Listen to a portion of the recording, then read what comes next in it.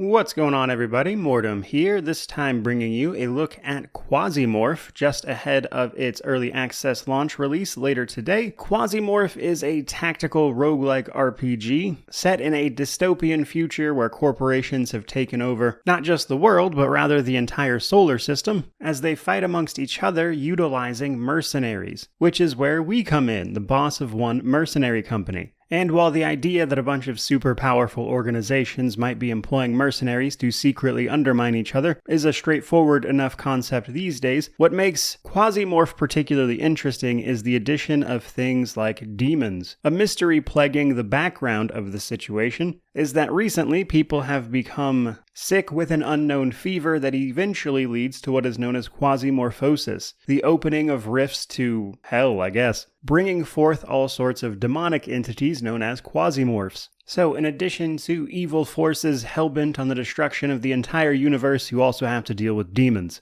It's not all bad though, you can actually take pacts with them that can occasionally help you out. But first, let's talk about what you can actually expect from playing this game. It is mostly mission-based, so to speak. You'll be taking your ship, flying around various planets, etc. In early access, there's only 5 in our own solar system available, but you'll fly in between these places, where you can then take on missions from a menu here. Each of these missions represents a conflict of some sort between warring corporations. This is important because how corporations are doing affects their place on the stock market in-game, which determines their relationship with other corporations. And working for them, or against them, and to the benefit of others in some cases, you can earn various rewards, access to new kinds of equipment that will then further your progression while you also unravel the mystery of the quasimorphosis. This means that some places you can go peacefully and attempt to barter with various corporations who need certain things on certain locations, and you can bring them those things and they can give you things in exchange, that kind of stuff. You can also craft things directly on your ship as well, provided of course you have the appropriate materials. Now let's talk about the missions themselves. When you select a mission to go on,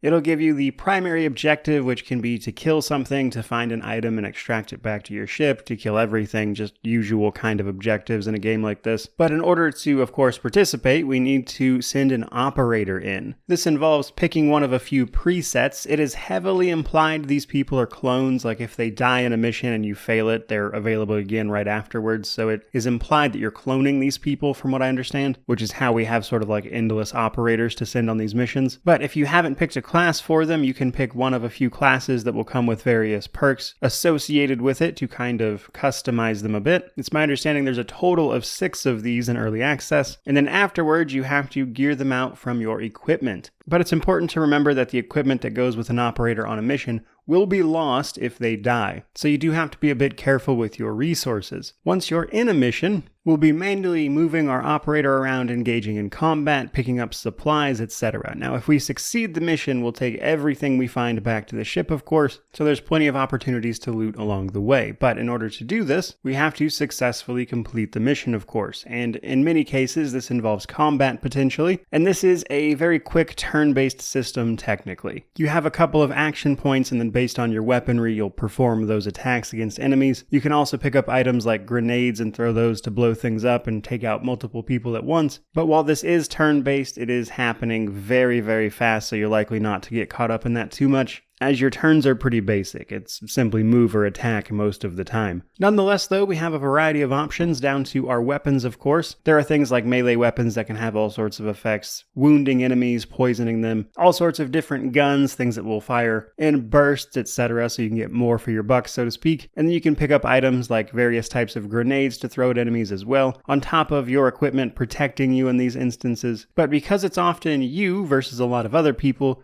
you can be a bit frail. However, death is hardly the end, and if you die, you simply go back to your ship, try again with another clone on some other mission, though you will have lost a bunch of equipment. Now, in between combat and death, of course, there are a few steps. For starters, we have the medical system. When you take damage, things like that, you have the potential to become wounded. Those wounds need to be stabilized with various medical gear. Your armor and weapons also has a durability that is counting down. Your character also has a hunger meter of sorts that you have to keep up with, as failing to do so will eventually lead them to start losing health. You can also gain things like infections, etc., which will usually just lead to more wounds and lost health, so there's plenty of ways to die, meaning that failure is kind of just part of the game, as it is with most roguelikes. Now, I would say that covers the bulk of what to know about Quasimorph just ahead of its early access launch, with their main goal from here being expanding upon the more dynamic elements, such as the events and trade and stuff between the corporations outside of the combat itself. Overall, I'd say it's a pretty interesting premise. The mystery around the Quasimorphosis is the most interesting thing to me personally, but do bear in mind that games like this can be a little unforgiving because, like I mentioned, you lose everything on a mission if you fail. So if you failed multiple missions in a row or you're just having a rough time, you're going to quickly find yourself with no equipment and a very difficult path forward.